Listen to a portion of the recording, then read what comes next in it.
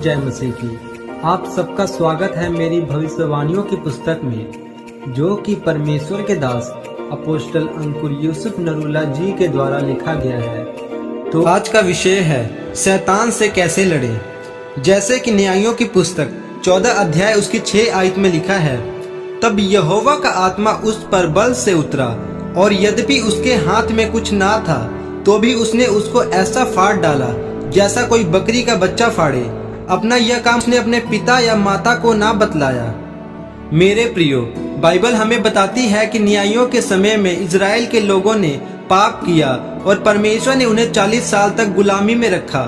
40 साल बाद परमेश्वर ने यह फैसला किया कि अब मैं इन लोगों को छुड़ाऊंगा, और परमेश्वर ने अपनी योजना एक औरत पर प्रकट की। एक दूत उस औरत के पास आया और उससे कहा कि आज तक तेरा कोई बच्चा पैदा नहीं हुआ, परंतु अब तेरा एक बेटा उत्पन्न होगा, और उसके सिर पर कभी छुरा मत फेरना, क्योंकि वह परमेश्वर का नाजीर होगा, और वह इजराइलियों को फिलिस्तियों के हाथों से छुड़ाएगा। कुछ समय बीत जाने पर उस औरत ने बच्चे को जन्म दिया, और उसने उसका नाम सिमसोन रखा। सिमसोन जब जवान हुआ, उसे एक फिलिस्ती लड़की पसंद आई, और वह उसके साथ शादी करना चाहता था। उसके माता पिता पहले तो उसे मना करते रहे, पर उसके बहुत कहने पर उसके साथ उस लड़की को देखने चले गए। जब वे रास्ते में जा रहे थे तो उनको रास्ते में एक शेर मिला। उस समय सिमसोन के पास कोई हथियार नहीं था, लेकिन परमेश्वर ने उसको अपने बल से ऐसा भरा कि उसने शेर को ऐसे फाड़ दिया जैसे कोई बकरी के बच्चे को फाड़े। कुछ दिनों के बाद जब सिमसोन उसी रास्ते से वापस आ रहा था, तो उसने देखा कि उस मरे हुए शेर की लोथ में मधुमक्खियों का झुंड और मधु है।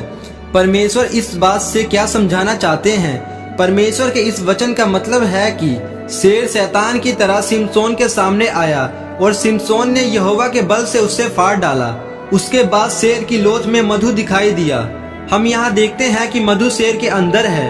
अगर आप भी मीठी जिंदगी पाना चाहते हैं तो आपको भी शैतान को फाड़ना पड़ेगा। आज बहुत सारे लोग अच्छी और सुखदायक जिंदगी जीना चाहते हैं, पर वह बिना मेहनत किए और बिना शैतान का सामना किए आशीष को पाना चाहते हैं। आज बहुत सारे लोग अपनी जिंदगी में इसलिए मुश्किल में हैं क्योंकि वह कुछ भी करना नहीं चाहते और अपनी सोचों में ही उलझे रहते हैं। आप अपनी मुश्किलों की वजह से दुखी नहीं होते, बल्कि आप अपनी तरह तरह की सोचों के कारण दुखी होते हैं। जैसे सिमसोन शेर से लड़ा और उसको फाड़कर जीता, उसी तरह आप भी अपनी मुश्किलों पर जीत प्राप्त कर सकते हैं। वचनों के साथ शैतान का मुकाबला करें, उसको ऐसा मारे कि दोबारा वह आपके जीवन में ना आए।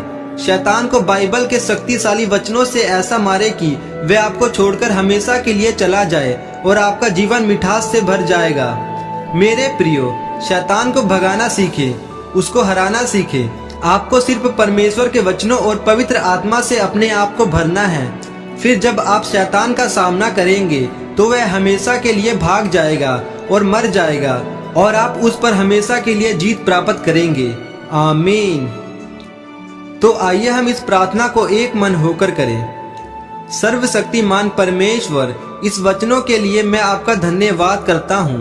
परमेश्वर, मुझे अपने वचनों से और आत्मा से भरे, ताकि जिस तरह सिमसोन ने आपकी आत्मा का बल पाकर शेर को फाड़ डाला, उसी तरह मैं भी आपके बल और आत्मा से भरकर शैतान के ऊपर फतेह पा सकूं। प्रभु यीशु मसीह के सामर्थी नाम में, आमीन। परमेश्वर आप सबको आज के इस वचन पर मनन करने के द्वारा आशीषित करे। आमीन। सबको जय मसीह की।